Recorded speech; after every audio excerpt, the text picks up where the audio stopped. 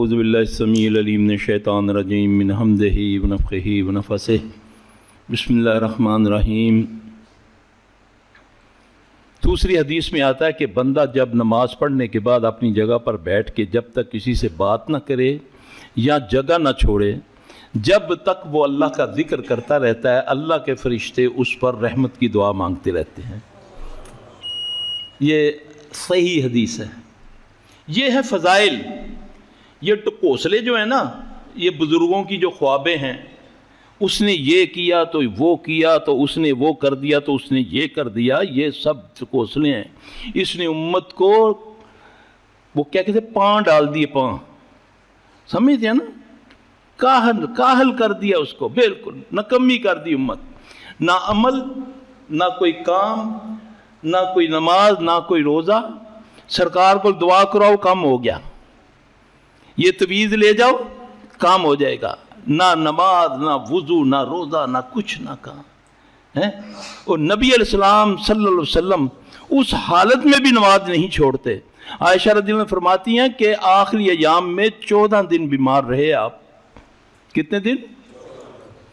10वें दिन आपको जब होश आता है, मदहोशी में आप रहे, और इतना आपको बुखार था कि जब प्याला जो पानी वाला पास रखा हुआ था, आप बेहोशी में जब उसकी तरफ हाथ ले जाते तो ऐसा लगता, इतना गर्म हो जाता कि अगर मैं उसमें अंडा फेंकती वो भी उबल जाता। ये कैफियत मोहम्मद सल्लल्लाहु अलैहि वसल्लम की बुखार की। 10वें रोज़ आपको थोड़ा सा होश आया तो मुझे कहने लगे, आयशा मुझे गुस्ल दे दो, मुझे गुस्ल करवाओ, मुझे बैठाओ। फिर नमाज का वक्त हो रहा था तो पूछा, नमाज हो रही है? हाँ यार। कौन पढ़ा रहा है? मेरे अब्बू पढ़ा रहे हैं। किसी को बुलवाओ, मुझे मस्जिद में ले जाए। सहाबी कहते हैं कि नबी सल्लल्लाहु अलैहि वसल्लम को, एक सहाबी अली रज़ियल्लाहु अन्हु, दूसरे का मेरे ज़हन में नहीं है, आप इस तरह जा रहे थे कि आपके पाँव यानी इतने हो चुके थे लागर कि आपके पाँव की लकीर ना, वहाँ संगे मरमर का पत्थर नहीं थे, वहाँ कच्ची ज़मीन थी। उस ज़मीन पर आपके पाँव घसीटे जा रहे थे और आपकी लकीर पड़ गई थी। इस इतना वो रहमतुल आलमीन जिसको अल्लाह ने मकाम महमूद का वादा कर दिया, अता कर दिया जन्नतुल फिरदौस से आगे, उनको नमाज की इतनी फिक्र। और मैं हूं कि इतना गाफिल हूं कि मुझे परवाह ही नहीं है। मैं चाहता हूं ना नमाज, ना कोई रोज़ा। मौलवी साहब कोई ऐसा तवीज़ दो कारोबार चल जाए, हाँ जी, कोई धागा दो जिससे मेरा मामला सीधा हो जाए। फिर शयातीन ऐसे लोगों की बड़ी मदद करते हैं। वो ज़हन में डालते हैं, देख लो जिस दिन से तवीज़ गले में रखा दुकानदारी शुरू हो गई है। अल्लाह ऐसे धोखों से बचाए। ये वक्ती भी है और ईमान का नुकसान भी है। तो मेरे भाई, जहाँ से मैंने बात शुरू की, कहने का मकसद ये है कि नमाज बहुत ज़रूरी है हर मुसलमान के लिए। सिर्फ लेट करने वाला, जिसने नमाज असर को लेट पढ़ा जानबूझकर, जिसने नमाज असर को जानबूझकर लेट पढ़ा, उसका घर भी बर्बाद, उसका माल भी बर्बाद। ये मोहम्मद सल्लल्लाहु अलैहि वसल्लम की बद्दुआ है। आज मेरा घर 10 कनाल में, बेड 10 लाख का मैंने तैयार किया, खाने मेरे घर में 7-8 पकते हैं, खुशबू सूंघता हूं तो तकलीफ शुरू हो जाती है। उस बेड की तरफ जाता हूं तो सुइयां चुभती हैं। हाँ जी, इसको कहते हैं बद्दुआ। मेरा भाई, नमाज एक वाहिद चीज़ है जो कि अल्लाह से ताल्लुक़ जोड़ती है। नमाज मोमन की मिराज है। मैं नमाज पर जोर इसलिए दे रहा हूँ कि इसके अलावा अल्लाह से राब्ता नामुमकिन है। वैसे वो रगे हयात के करीब है, साथ नहीं है।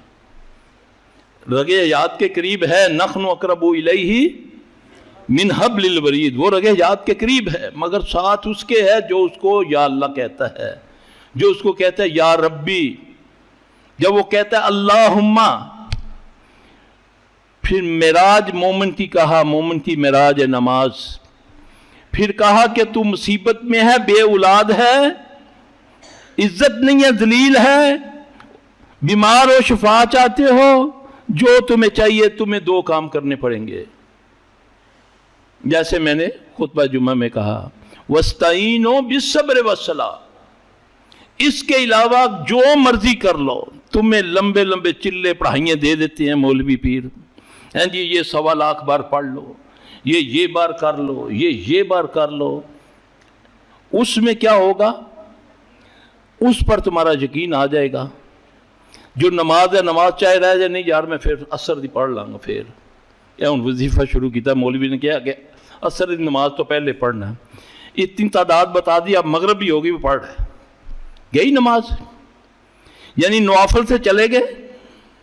میں ایک چھوٹا سا قصہ آپ کو سناتا ہوں۔ میرے پاس ایک مریض کو لے کر آئے، وہ نا جن اس کا حاضر ہو کر مجھے کہتا ہے سلفی تیرا شیطان تجھ پر ہیوی ہو گیا، تو مجھے اس سے علیحدہ کرنا چاہتا ہے، اس سے علیحدہ کرنا چاہتا ہے۔ اس کو کچھ بھی نہیں آتا تھا، یہ تہجد پڑھتا ہے میرے ساتھ، یہ سورہ ملک اس نے حفظ کر لی، سورہ سجدہ حفظ کر لی، یہ سارے۔ اچھا میں سنتا رہا، میں نے بولا میں نے سنا ہے کہ خبیث کے بچے یہ فجر کے وقت سو جاتا ہے، فجر نہیں پڑھتا، لعنتی تو شیطان تو یہاں سے ثابت ہو گیا نا، نفلوں کے لیے اس کو جگاتا ہے، جب فرض کی باری آتی ہے تو اس کو غنودگی ہو جاتی ہے، طبیعت خراب ہو جاتی ہے، وہ سو جاتا ہے۔ تو میں نے بولا سب سے بڑی یہ تیری پہچان ہے، تو لعنتی شیطان ہے کہ نوفلوں پہ لگا دیا، جس کی اللہ نے پوچھنی ہے کرنی۔ تہجد کی مجھ سے نہیں اللہ پوچھے گا، فجر کی مجھ سے پوچھے گا، لے گا حساب۔